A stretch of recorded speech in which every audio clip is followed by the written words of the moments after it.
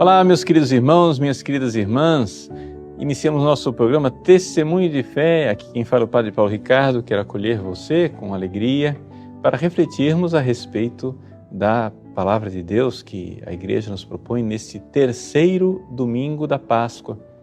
Trata-se da aparição de Jesus aos 11 apóstolos, narrada por São Lucas no capítulo 24, versículos de 35 a 48. Vejam, durante esse tempo pascal, nós renovamos a nossa fé intensamente, a nossa fé na ressurreição de Jesus. E por isso a Igreja reflete a respeito de cada uma destas aparições. A aparição de Jesus aos 11 apóstolos no cenáculo, quando narrada por São Lucas, tem umas características interessantes que acho que podem dar um grande fruto espiritual para a nossa vida. É o seguinte, Jesus aparece no meio deles e diz: a paz esteja convosco. Acontece que ele mostra as mãos, os pés e diz: um fantasma não tem carne. Veja, essa ideia, essa insistência de Jesus, que é uma característica própria da aparição narrada por São Lucas, de que ele não é um fantasma. Ele é um ser humano ressuscitado, com corpo verdadeiro e alma, como qualquer ser humano. E mostra as mãos e os pés, e não somente isso, como eles parecem não acreditar, então ele pede um alimento. Eles dão a Jesus um pedaço de peixe assado e Jesus tomou e comeu diante deles. É novamente Jesus mostrando a sua humanidade.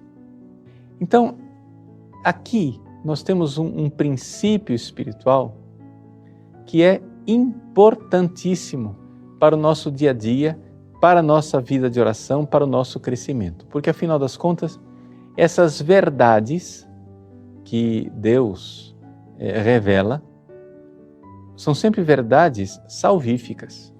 Quando Deus nos conta uma coisa, quando Ele revela essas aparições de Jesus, nada disso é simplesmente uma aparição, Jesus fez por esporte, porque Ele quis, aparecer, quis simplesmente contar uma novidadezinha para nós, irrelevante. Não. Deus, quando se revela, Ele nos salva. Ele salva revelando e revela salvando.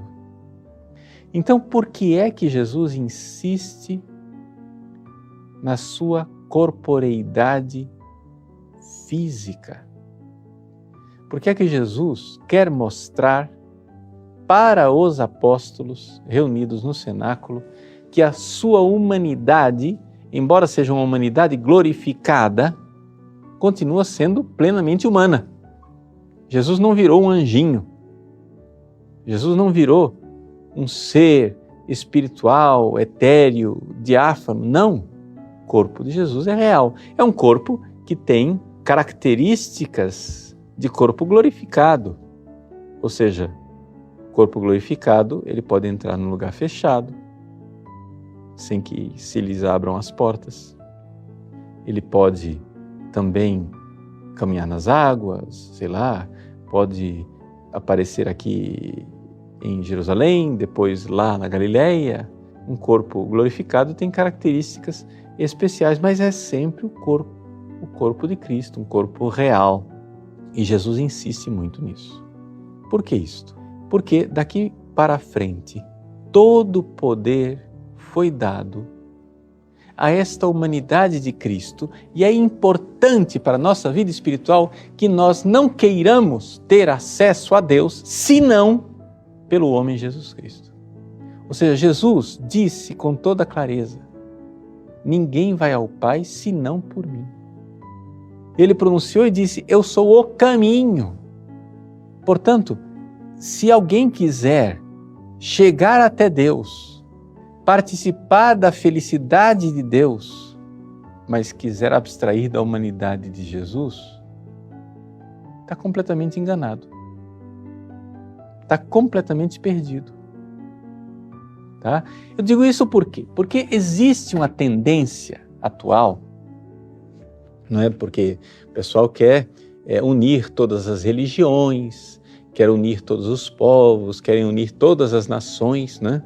Numa espécie de religião mundial. Então, existe uma tendência agora de menosprezar Jesus, dizer não, o importante é a Trindade, o importante é Deus. Cristo é uma das manifestações do Espírito de Deus aqui nesse mundo. Não, parou. Não vamos relativizar Jesus não, gente. Jesus é o caminho. Ninguém vai ao Pai senão por mim. Não tem outro caminho. Porque essa coisa agora de querermos relativizar e dizer, não, mas, sei lá, os budistas, eles chegam a Deus, os muçulmanos, eles chegam a Deus, os shintoístas chegam a Deus. Gente, se não for por Jesus, nós não podemos chegar até Deus. É pela humanidade de Cristo que nós chegamos até Deus. O Frei Maria Eugênio tem uma expressão maravilhosa para designar aquilo que foi o plano de Deus de amor. Ele diz assim no seu livro Quero Ver a Deus: o Verbo se encarnou, assumiu uma humanidade que levou como feliz prisioneira até o seio daquela glória que o Verbo possuía antes que o mundo existisse. Jesus se fez homem e pegou a humanidade dele e levou como feliz prisioneira para participar da glória do céu. Que prisão linda, né?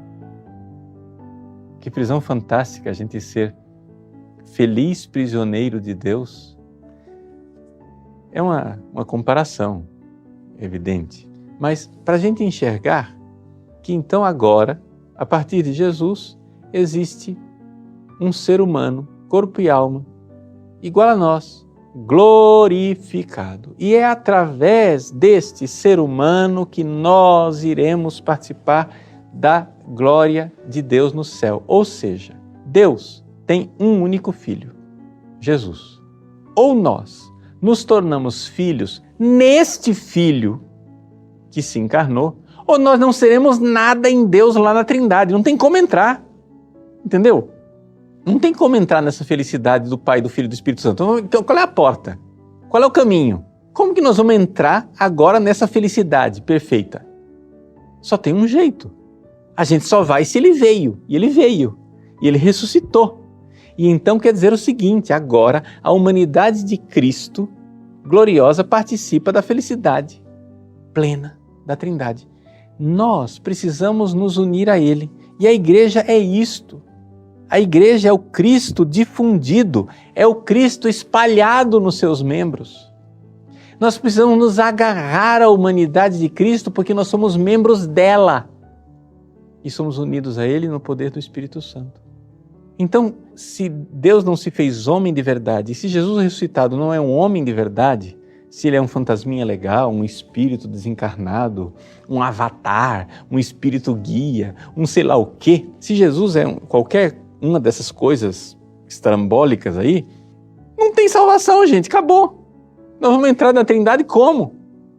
Se ele não é homem igual a nós e glorificado como nós seremos um dia. Então, na nossa vida espiritual, nós precisamos entender isso. A minha vida verdadeira, se eu tenho alguma vida em mim, a minha vida verdadeira é a vida de membro deste Cristo. É Ele que vive em mim. Se eu tenho alguma vida, ela é a vida em Cristo Jesus. Nossa vida está escondida em Cristo. Então, é por isso que Jesus quer que nós participemos intimamente da sua humanidade, que nós tenhamos um contato íntimo com a sua humanidade, e exatamente por isso Ele nos deu a Eucaristia. Ele, a humanidade de Jesus, é o instrumento de Deus para nós entrarmos na Trindade. E nós temos então esse contato contato físico com a humanidade de Cristo através da Eucaristia, que é o maior, o mais importante dos sacramentos e a finalidade de todos os outros sacramentos. Jesus então quis permanecer aqui conosco, escondido atrás da cortina, atrás do véu, da aparência do pão e da aparência do vinho. Você vai lá, nós participamos da missa, tem uma cortininha que impede a gente de ver Jesus glorioso. É a aparência de pão. Tem outra cortininha que impede a gente de ver Jesus glorioso. É a aparência de vinho. Jesus está lá, vivo e imolado, glorioso, mas entregue num sacrifício de amor. Quando nós recebemos a Eucaristia, de verdade, nós entramos num contato físico com Ele. Por isso Jesus disse: quem come a minha carne e bebe meu sangue tem a vida eterna. Por isso que Jesus disse: se não comerdes a carne do Filho do Homem e não beberdes o seu sangue, não tereis a vida em vós. Ou seja, a coisa é muito clara. Não podemos ter a vida senão por meio da comunhão com a humanidade de Cristo Jesus.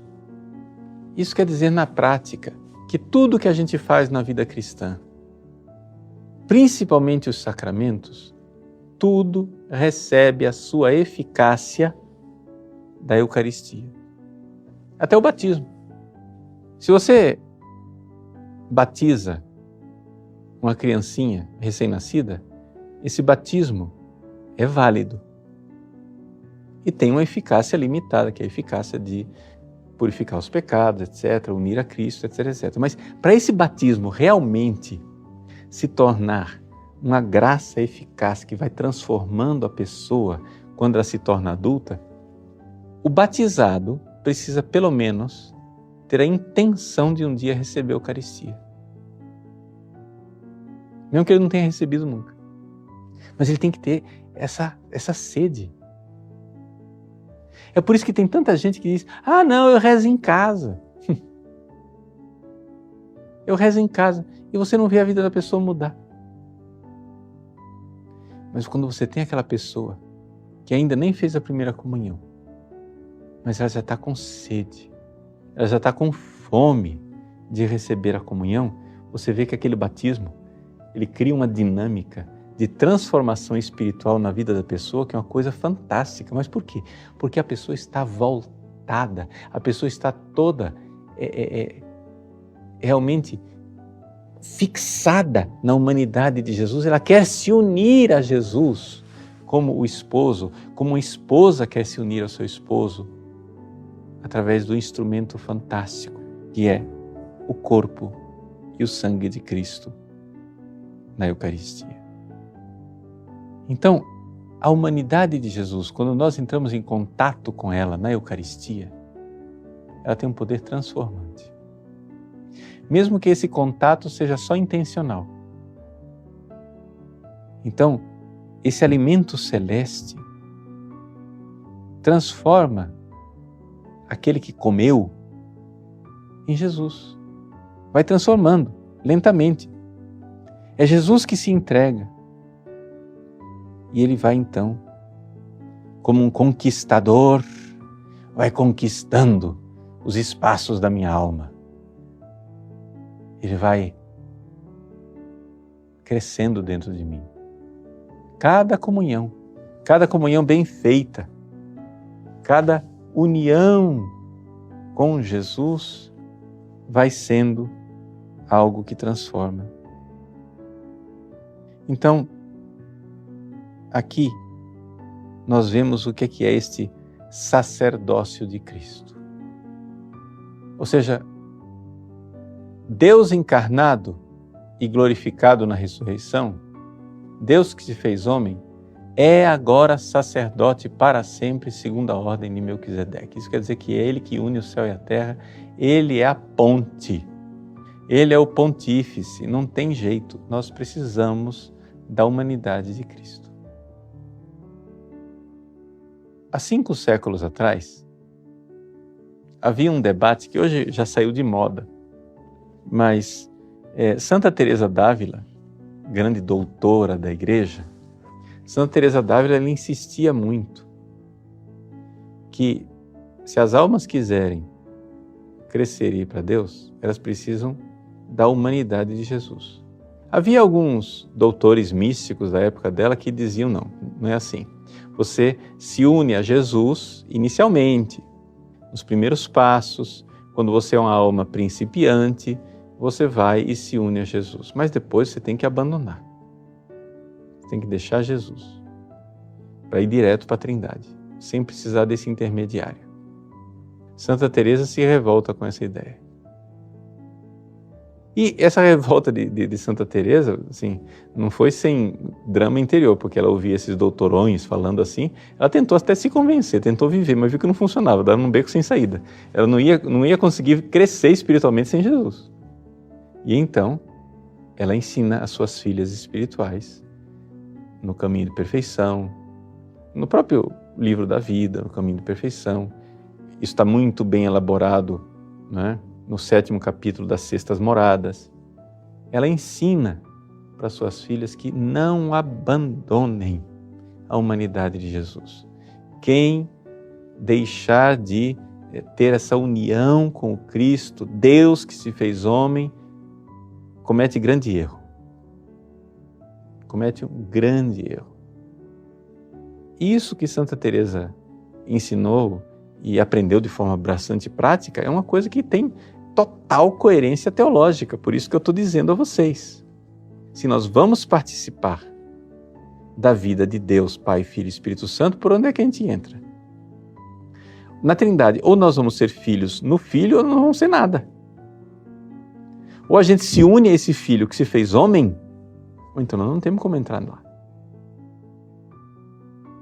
Então, a partir de Jesus glorificado, a humanidade participa na sua plenitude da felicidade de Deus. Então Jesus, no Evangelho desse domingo, ele aparece lá aos 11 apóstolos, e ele faz questão, ele insiste em mostrar a humanidade dele.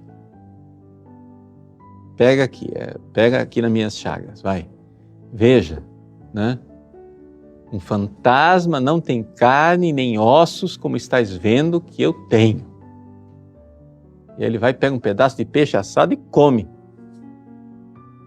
É um homem que agora participa plenamente, gloriosamente da vida de Deus.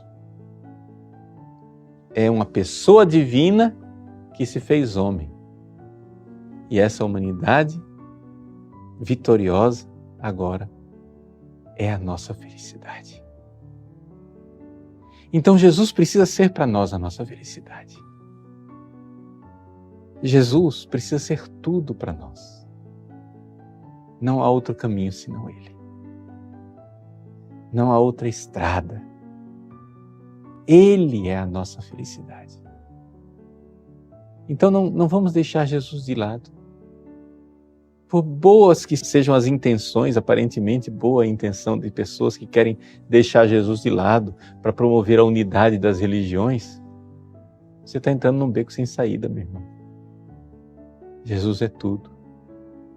E sem Ele nós não somos nada. Vamos então adorar a presença de Deus nessa humanidade linda que quer entrar em contato conosco, em cada santa e divina Eucaristia que nós comungamos. Deus abençoe você. Em nome do Pai, e do Filho, e do Espírito Santo. Amém.